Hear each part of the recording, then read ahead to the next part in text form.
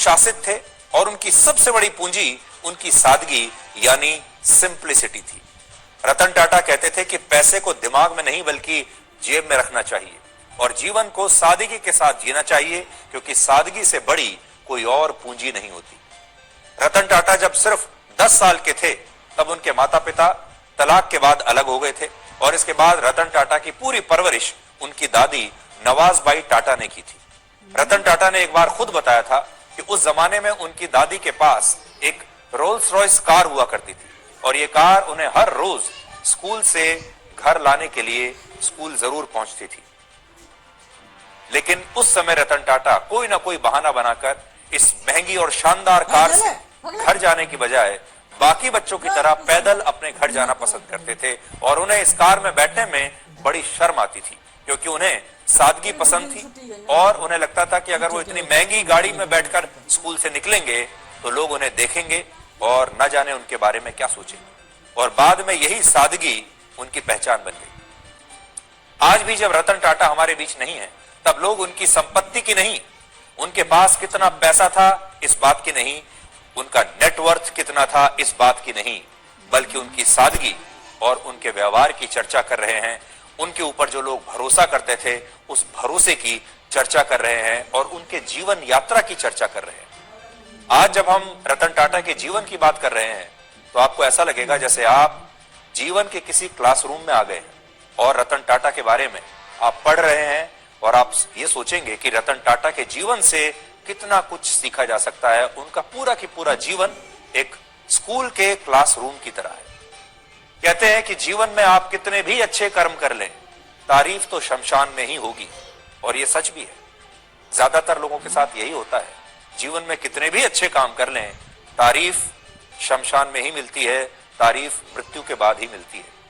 लेकिन जब हम रतन टाटा के जीवन को देखते हैं तो वो एक अपवाद की तरह नजर आते हैं और उनके जीवन से ये पता चलता है कि जब वो जीवित थे तब भी उनकी सिर्फ प्रशंसा होती थी और आज भी उनकी मृत्यु के बाद लोग उनकी उतनी ही तारीफ करते हुए थक नहीं रहे। ये बिल्कुल अलग बात है, ये नई बात है। ये सत्य है कि जो आया है उसे जाना भी है, और ये भी सत्य है कि इंसान इस दुनिया में मुट्ठी बांध कर आता है और खाली हाथ इस दुनिया से चला जाता है। लेकिन कुछ लोग रतन टाटा जैसे भी होते हैं जो मृत्यु के बाद भी लोगों के जहन में मिसाल बनकर जिंदा रहते हैं और हमेशा के लिए अमर हो जाते हैं। रतन टाटा की सबसे बड़ी खूबी यह थी कि वो अहंकार को हमेशा अपने आप से दूर रखते थे और अपने कर्मचारियों को अपने परिवार का हिस्सा मानते थे। ये तस्वीरें जो अब हम आपको दिखा रहे हैं वर्ष 2021 की हैं, जब रतन टाटा पिछले 2 वर्षों से बीमार चल रहे थे। अब रतन टाटा पिछले 2 वर्षों से अपने एक पुराने कर्मचारी को देखने के लिए गए थे, जो कर्मचारी 2 साल से बीमार चल रहा था, और इस कर्मचारी को देखने के लिए वो मुंबई से पुणे गए और उन्होंने कहा कि वो घबराए नहीं और उनके साथ टाटा ग्रुप का पूरा परिवार खड़ा हुआ है। इसके अलावा यह तस्वीर वर्ष 2012 की है, जब एक कार्यक्रम में अपने कर्मचारियों के साथ ग्रुप फोटो खिंचवाने के लिए रतन टाटा कुछ इस तरह से अपने घुटनों पर बैठ गए थे। ज्यादातर लोग ऐसी स्थिति में क्या करते, वो कहते वो सीधे खड़े रहते और उनके कर्मचारी घुटनों पर आते, लेकिन रतन टाटा खुद भी घुटनों पर बैठ गए। ये उनकी सादगी थी।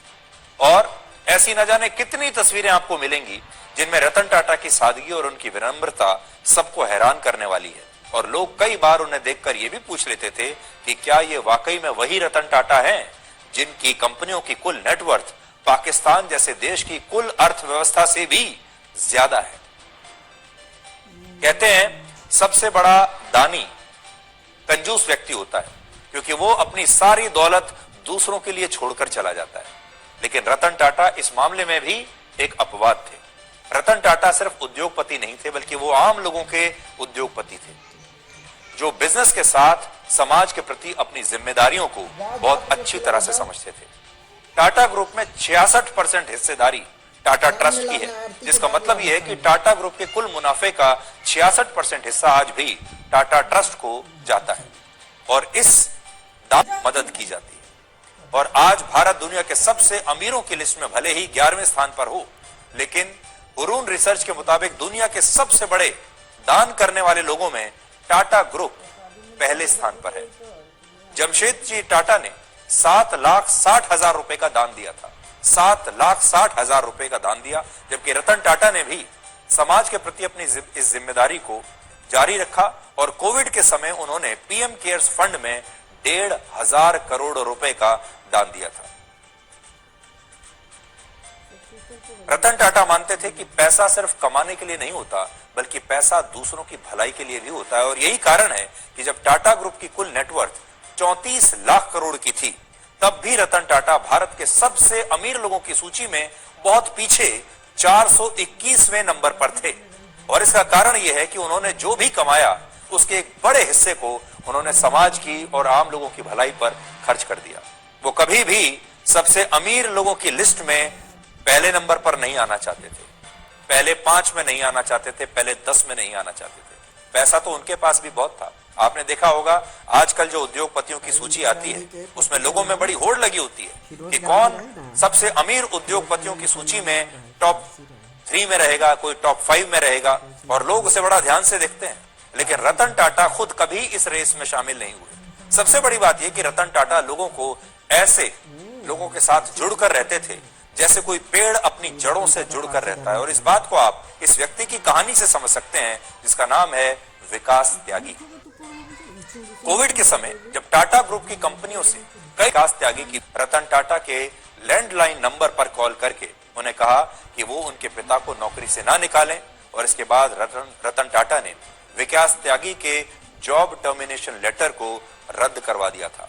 और आज यही बात याद करते हुए जब विकास त्यागी रतन टाटा के पार्थिव शरीर को देख रहे थे तो उनकी आंखों में आंसुओं का सैलाब था और उनके शब्द थे कि रतन टाटा जैसे लोग सदियों में एक बार जन्म लेते हैं।